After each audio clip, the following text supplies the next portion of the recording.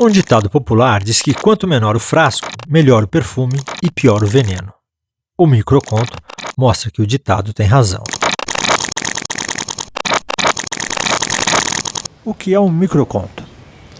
Microconto, para mim, é uma espécie de mini Miss. Ela tem todas as características de uma Miss, mas é pequenininha.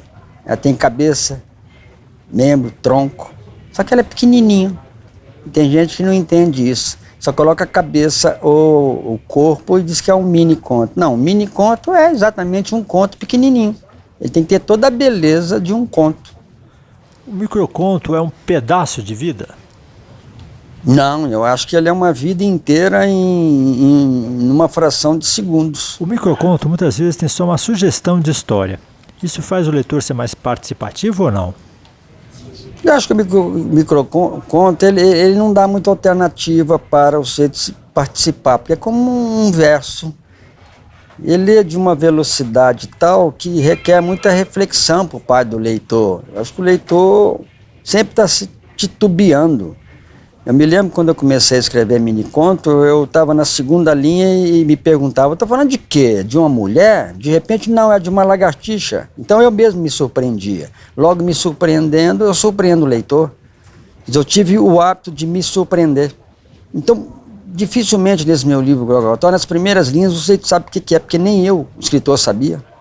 De repente eu dizer, poxa, estou falando de um velho decrépito? Não, estou falando de uma aranha, vovô aranha, que vai se matar no próprio fio. Então eu adquiri o hábito da surpreendência. Esses contos curtíssimos, eles são frutos da aceleração da vida moderna, alguma coisa assim ou não? Pode ser que seja. Eu, por exemplo, comecei a fazer mini-contos porque eu era redator publicitário. O redator publicitário ele é mestre no texto curto, né? Faz um comercial em 30 segundos, quer dizer, vende milhões em 30 segundos. Mas eu não comecei exatamente por isso. A minha profissão literária começou lendo Cortázar, O Jogo das Amarelinhas. Eu vi aqueles textos pequenos, eu pensei, isso é literatura? Se isso é literatura, eu também sei fazer. Prepotentemente comecei a fazer mini-contos baseado no Cortázar. O microconto é uma literatura menor? Com trocadilho.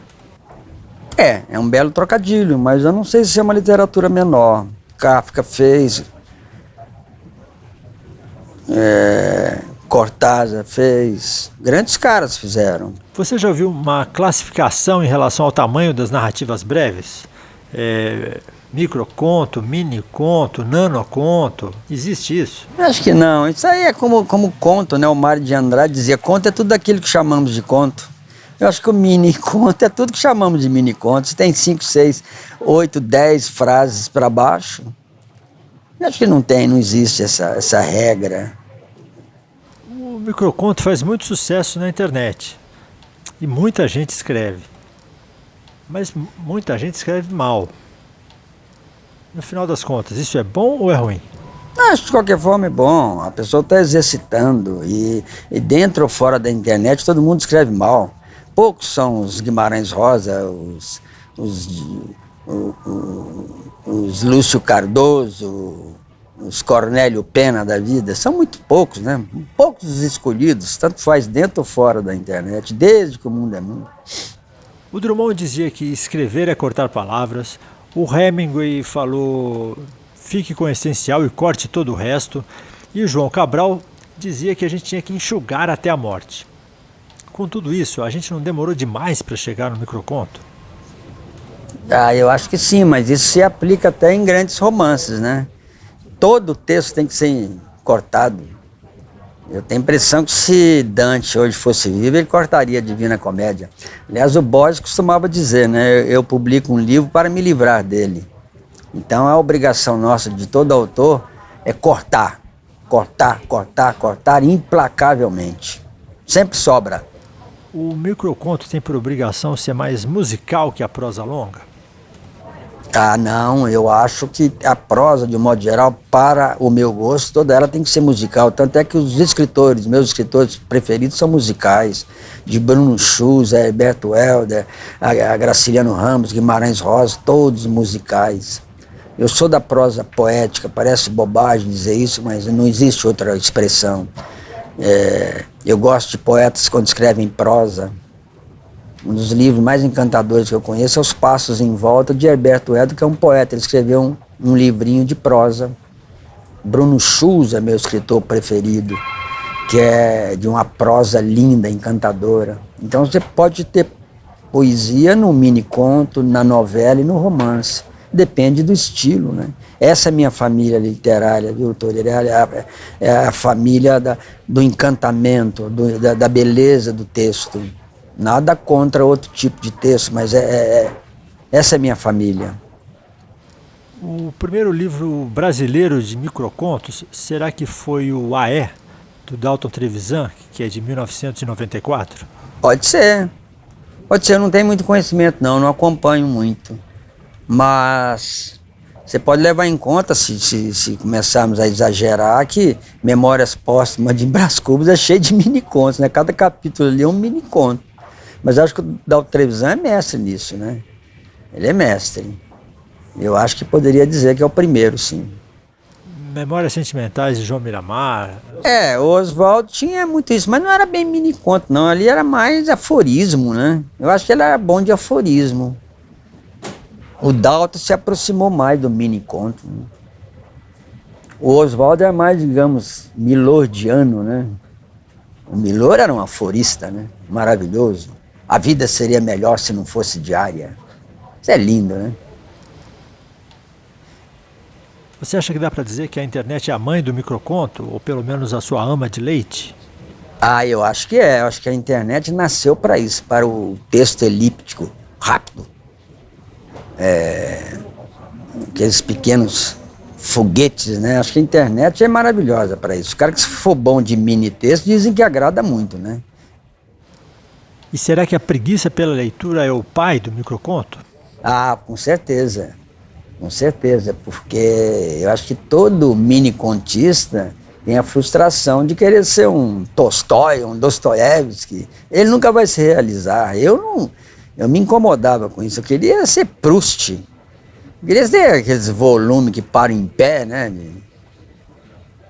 Hoje em dia, a micronarrativa ela tem obras impressas ou não, ela tem leitores, ela tem a atenção da Academia Brasileira de Letras, que fez um concurso em 2009 e 2010.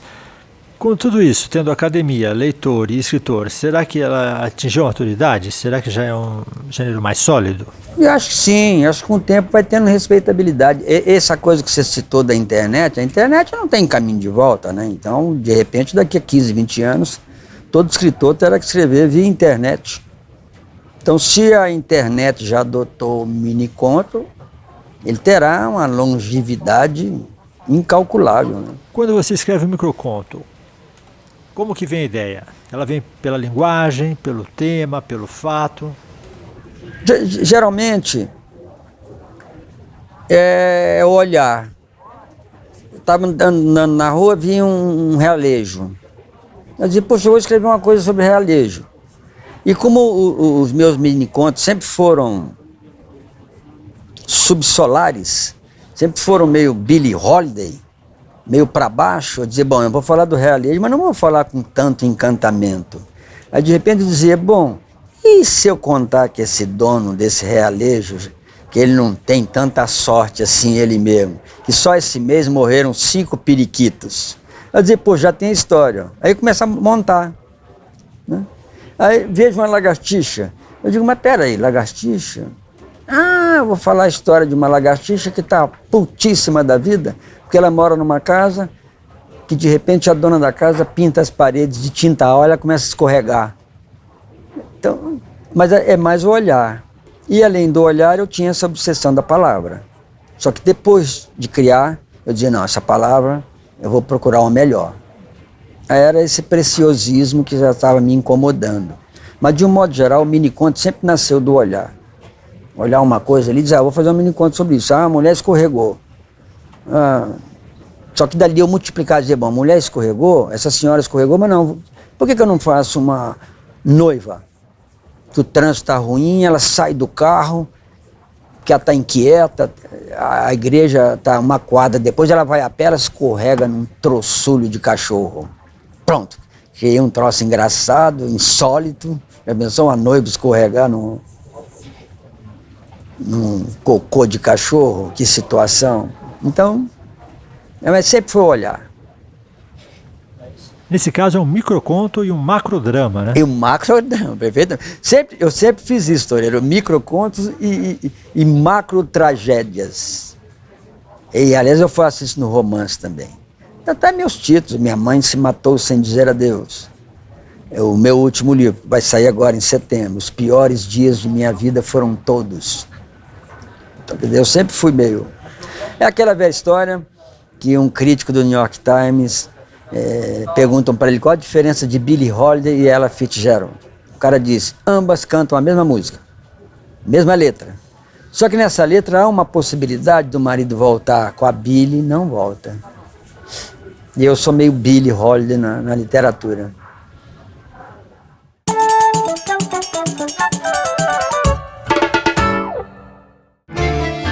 Jorge Luiz Borges nasceu em Buenos Aires em 1899. Ele é tão importante que até foi criado o adjetivo borgiano. Suas obras mais famosas são Ficções e o Aleph, coletâneas de histórias curtas ligadas por temas como sonhos, labirintos, bibliotecas, escritores e livros fictícios, religião e Deus. Segundo o escritor Bioy Casares, a obra borgiana se apoia em delírios do racional, que são expressos em labirintos lógicos e jogos de espelhos.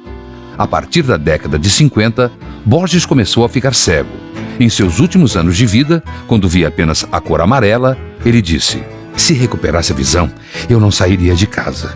Ficaria lendo os muitos livros que estão aqui, tão perto e tão longe de mim."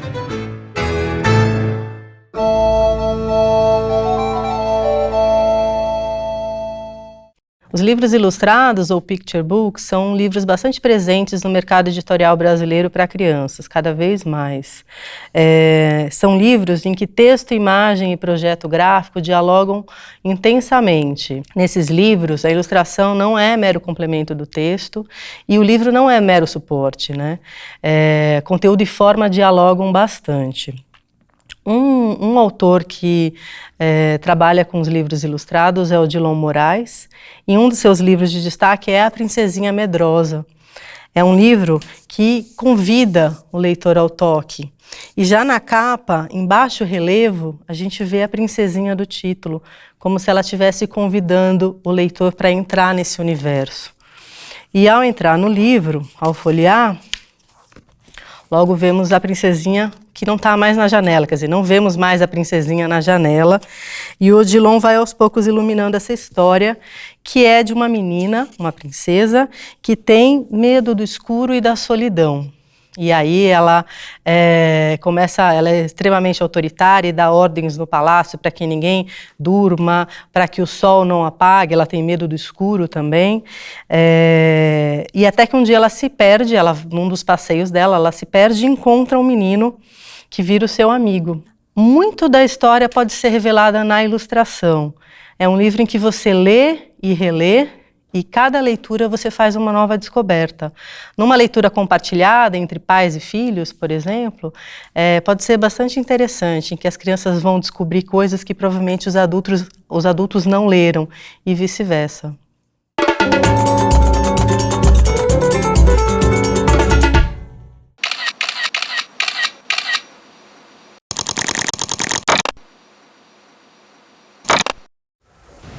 Eu adquiri o hábito de 5 anos para cá de escrever em mesas de confeitarias. Eu uma vez estava escrevendo um romance, Minha Mãe Se Matou Sem Dizer Adeus, cujo personagem andava pelas ruas da cidade. E aí eu, autor do livro, um dia entrei no shopping em Higienópolis e pensei, um dia eu vou sentar numa dessas mesas aqui e ficar 1 ano escrevendo um livro. E aí, a partir daí, comecei a escrever em mesas de confeitaria. Eu sento numa mesa, como por exemplo, a respeito do meu último livro publicado, Mendigo que Sabia de Cor os Adágios de Erasmo de Roterdã. Eu sentava numa mesa de confeitaria, fechava os olhos e imaginava o meu personagem debaixo de um viaduto, mais 8, 9 mendigos. Ficava uns 15, 20 minutos concentrado, imaginando, debaixo desse viaduto. Aí começava a contar a história deles. Todo santo dia, durante 1 ano e 2 meses, numa mesa de confeitaria. Um livro devastador falando de mendigos dentro de uma confeitaria americana. E escrevendo em blocos assim, ó.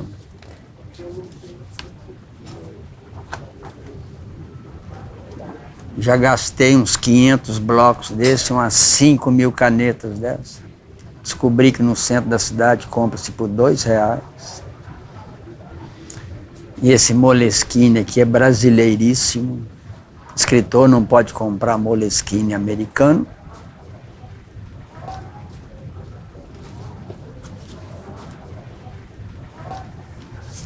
Eu escrevo porque eu fracassei em tudo na minha vida profissional. Fui um péssimo publicitário, um péssimo bancário.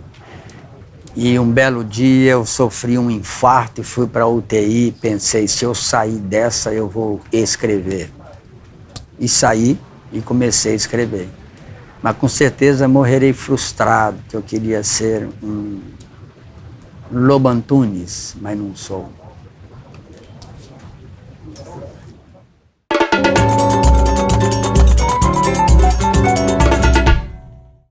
Oi, meu nome é Olivia e hoje eu vou falar sobre o livro Contos Breves e Extraordinários, que é uma coletânea de contos organizada pelo Jorge Luiz Borges e pela Adolfo Bioy Casares. São contos de muitas partes do mundo e de diversos períodos históricos diferentes, então tem várias culturas, vários relatos e narrativas e mitos de diversas culturas reunidas num livro só. O livro então traz muitos mini-contos e tem sempre o elemento do sobrenatural, do fantástico, do extraordinário, e ele recorre bastante a alguns temas como a vingança, o destino e os sonhos. Os sonhos, aliás, eu acho que tem muito a ver com a estrutura do miniconto, ou com a ideia do miniconto, porque é justamente isso, né? De a gente no sonho a gente consegue viver muito num período muito curto de tempo. E eu acho que é exatamente isso o miniconto, o que o miniconto pode ser. Ele condensa uma história. Só que nisso de reduzir aos fatos essenciais, né, de não contar o que está entre alguns acontecimentos, o miniconto e o próprio sonho acabam criando situações extraordinárias e fantásticas, à medida que você não tem uma explicação do que vem entre uma coisa e outra. Você que tem que preencher. Eu fiquei pensando então que essas histórias desafiam as nossas concepções de lógica, porque parece que muitas dessas histórias não têm lógica nenhuma, né? São relações que são estabelecidas que pra gente parece não fazer sentido algum. E aí eu fiquei pensando que a gente tá lendo esses contos de outras eras e de outras culturas e achando eles estranhos, sem lógica ou irracionais, mas a gente tá entendendo eles, então se a gente também não tem algo de irracional ou muito de irracional, e fico pensando também daqui a alguns séculos ou alguns milênios, outras culturas olhando para os nossos registros e também achando as nossas relações absurdas. E eu não posso deixar de lembrar do Gabriel Garcia Marques, que quando perguntaram para ele de onde que ele tinha tirado os elementos para construir os mundos dele, daquele realismo fantástico, ele falou que a saída estava como ele tinha observado que as pessoas falam os maiores absurdos na maior cara de pau. E eu acho que aqui nesses contos a gente vê bastante isso, que a gente vê essas relações que não são explicadas, essas construções não explicadas. E fico pensando sobre as nossas associações, o que a gente faz, o que a gente relaciona uma entre si e que pra gente tem lógica, mas pode ser que não tenha tanta lógica assim. É isso então, eu fico por aqui. Tchau!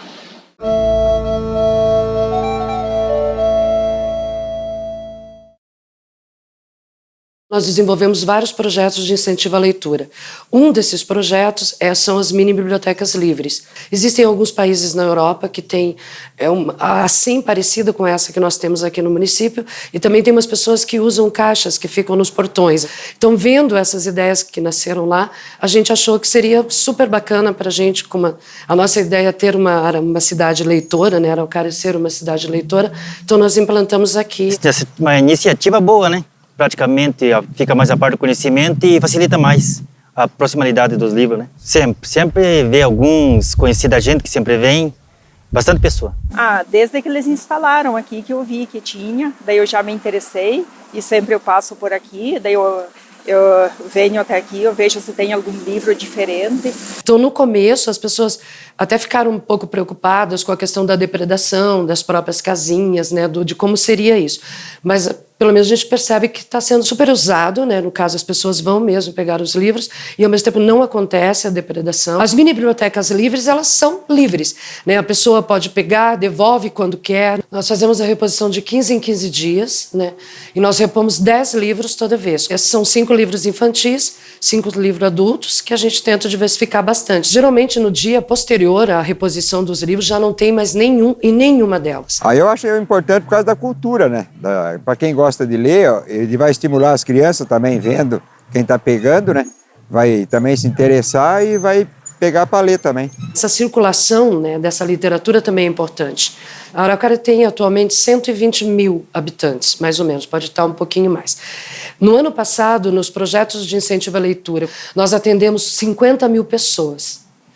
Então, eu acho que por esse dado, assim, dá para dizer que a Araucária é uma cidade leitora.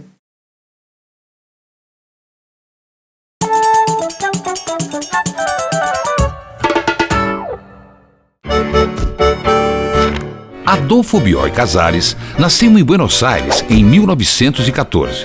Escreveu sua primeira história, Íris e Margarida, aos 11 anos e publicou seu primeiro livro de contos aos 15. Sua grande obra é A Invenção de Morel. O livro conta a história de um condenado à prisão perpétua que consegue fugir e se esconde numa ilha no meio do oceano.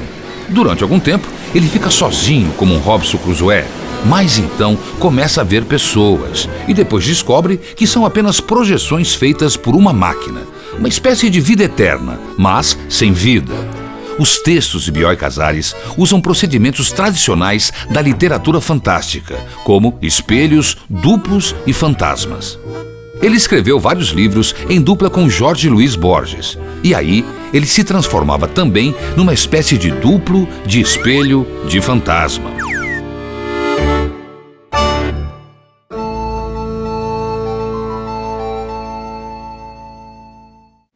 Eu gosto muito dos autores portugueses.